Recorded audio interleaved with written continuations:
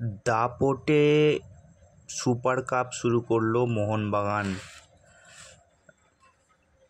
Champion দল ঠিক এইভাবেই খেলে।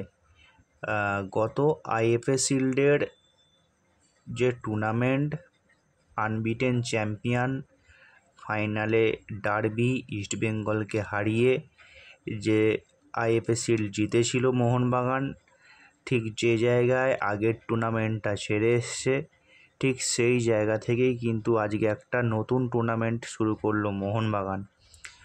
অসাধারণ একটা খেলা দেখলাম। ম্যাকলারেনের দুরন্ত দুটি গোল দেখলাম। খুব ভালো খেলা হয়েছে, বৃষ্টি ভেজা মাঠে দারুণ খেলা হয়েছে।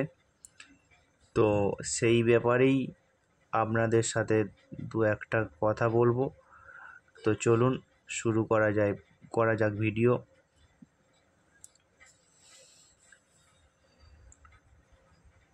যদি আজকে ফার্স্ট 11 দেখি, প্রথম 11 যদি দেখি, কোচ মলিনা যে প্রথম 11 সাজিয়েছিল আজকের চেন্নাইয়ের ম্যাচের জন্য, সেই প্রথম 11 যদি দেখি, প্রথমেই বলি Vishal Kaith, Tom Aldred, Anirudh Thapa, Liston Colaco, Manvir Singh, Subhasish Bose, Sahal Abdul Samad, Alberto Rodriguez, Jamie Maclaren, Apuia ও মেহতাব।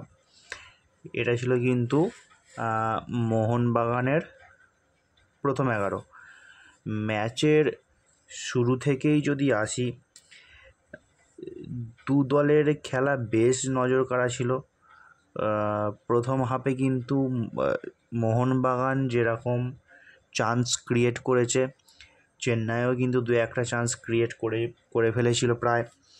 বিশাল কায়েত কিন্তু ভালো সেভ করেছে দু একটা। সবথেকে বড় কথা, বৃষ্টি ভেজা মাঠে কন্টিনিউ বৃষ্টি হচ্ছিল। সেই বৃষ্টি ভেজা মাঠে দুটো দলের হালকা দু একটা চোট আঘাত হয়েছে ঠিকই। সেই বৃষ্টি ভেজা মাঠে যেমন দুটো দলেরই দলকে যেরকম জেতানোর প্রয়োজন ছিল, ঠিক তেমনভাবে নিজেদেরকে বাঁচানোরও প্রয়োজন ছিল। চোট লেগে গেলেই হয়তো টুর্নামেন্ট থেকে ছিটকে যাওয়া, এরকম একটা ভয় কাজও করেছিল প্রত্যেকটা প্লেয়ারের মধ্যেই। তো সেদিক থেকে দেখতে গেলে কিন্তু খেলা খুব যে খারাপ হয়েছে বলবো না। ডমিনেশান ধারে ভারে অবশ্যই মোহনবাগান এগিয়ে, সেই হিসাবে কিন্তু ডমিনেশান মোহনবাগানেরই ছিল আজকে। চেন্নাই এবং মোহনবাগান দুটো প্রান্ত থেকেই বেশ কিছু অ্যাটাক আসে।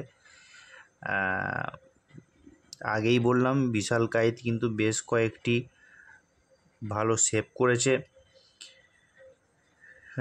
রিস্কি খেলা হচ্ছিল বৃষ্টি ভেজা মাঠে, বেশ কয়েকবার স্লিপ খাচ্ছিল প্লেয়াররা, বল দাঁড়িয়ে যাচ্ছিল দু এক জায়গায় দেখলাম। তো এরই মধ্যে সেই জেমি ম্যাকলারেন কিন্তু সেই 38 মিনিটের গোল, লিস্টন কোলাসোর অ্যাসিস্ট থেকে জেমি ম্যাকলারেন কিন্তু গোল করে দেয়। 1-0 এগিয়ে দেয় নিজের টিমকে, মোহনবাগানকে। এই 1-0 হয়ে যাওয়ার পর 1-0 লিড নিয়ে কিন্তু খেলতে থাকে দুই দল। মোহনবাগান 1-0 লিড নিয়ে খেলতে থাকে চেন্নাইয়ের এগেনস্টে। তো প্রথম হাফ বলতে গেলে 1-0 লিড নিয়ে মোহনবাগান প্রথম হাফ শেষ করে। প্রথম হাফের শেষে স্কোর ছিল 1-0, যদিও ফলাফল 2-0 হয়েছে সারা ম্যাচ জুড়ে। প্রথমে কয়েকটা সুযোগ চেন্নাইয়ান এফসি তৈরি করলেও সারা ম্যাচ জুড়ে কিন্তু মোহনবাগানেরই ডমিনেশন ছিল বেশি। চোখে পড়ার মতো বেশ কিছু ভালো পাস ছিল, বেশ কিছু ভালো ডিফেন্স ছিল, যেটা আমি কয়েকটা ম্যাচে বলেছি ভিডিওতে যে ডিফেন্সে কিছু প্রবলেম হচ্ছে। আজকে আমার সেরকম কিছু প্রবলেম ধরা পড়লো না ডিফেন্সে। দু একটা ক্ষুদ্র প্রবলেম থেকেই যায়, সেটা যখন ম্যাচের ফল অনুকূলে চলে আসে, ম্যাচের ফল যখন নিজেদের পকেটে চলে আসে, তখন কিন্তু সেই ছোটোখাটো মিস্টেকগুলো চোখে পড়ে না। তো প্রথম হাফের শেষে সেকেন্ড হাফের শুরুতে কিন্তু খেলা প্রায় একই রকম চলছিল। এরই মধ্যে কিন্তু 66 মিনিটের মাথায় 67 মিনিটের মাথায় কিন্তু জেমি ম্যাকলারেন আরেকটি গোল, দুরন্ত গোল। তো 2-0 লিড নেয় কিন্তু মোহনবাগান 67 মিনিটের মাথায়। 2-0 লিড নেওয়ার পরে যে চেন্নাইয়ান এফসি যে টিম ছিল 2-0 ক্রস করে মোহনবাগানকে হারানো তাদের সাধ্যের মধ্যে ছিল না। তো আগেই আমি বলেছি, ভিডিও যদি আপনারা দেখে থাকেন তাহলে আপনারা শুনবেন হয়তো আমার ভিডিওতে। আগেই বলেছি যে কটা টিম সুপার কাপ খেলছে সেই কটা টিমের মধ্যে ম্যাক্সিমাম টিম কিন্তু তৈরি নয়, খুব একটা সুযোগ পায়নি প্র্যাকটিস সেশনের জন্য। ম্যাচ ফিট হতে তাদের আরও সময় লাগবে। তাদের মধ্যে একটা টিম হচ্ছে অবশ্যই চেন্নাইয়ান এফসিকে কিন্তু খুব যে বেটার লেগেছে তা কিন্তু নয় আজকে। তো তারপরে কিন্তু খুব বেশি কোনো জেমি ম্যাকলারেন কন্টিনিউ করেনি। কোচ মলিনা কিন্তু ম্যাকলারেনকে তুলে নিয়ে কিন্তু জেসন কামিংসকে নামায়। তো আমার মনে হয় হয়তো 90 মিনিট জেমি ম্যাকলারেন খেললে হয়তো মোহনবাগানের জার্সিতে প্রথম হ্যাটট্রিকটা পূরণ করলেও করতে পারতো জেমি ম্যাকলারেন। তো যাই হোক, চেঞ্জ থাকবেই, খেলায় চেঞ্জ হবে, ওটা সম্পূর্ণ কোচের সিদ্ধান্ত। তো এমনি আদারওয়াইজ খেলা মোটামুটি ঠিকই ছিল। চেন্নাইয়ের এগেনস্টে মোহনবাগানের আধিপত্য ছিল বেশি। তো এইভাবেই খেলা মোটামুটি চলছিল। ঠিক চলতে ঠিক 85 থেকে 86 মিনিটের মাথায় কিন্তু 86 মিনিটের মাথায় কিন্তু লিস্টনের একটা বড় ভুল। লিস্টন কিন্তু প্রায় 1:1 পেয়ে গিয়েছিল গোলকিপারকে, সেই 1:1 থেকে কনভার্ট করতে পারেনি লিস্টন, না হলে তখনই কিন্তু খেলার ফল 3-0 হয়ে যেতে পারত। লিস্টনের কিছুটা ভুল ছিল।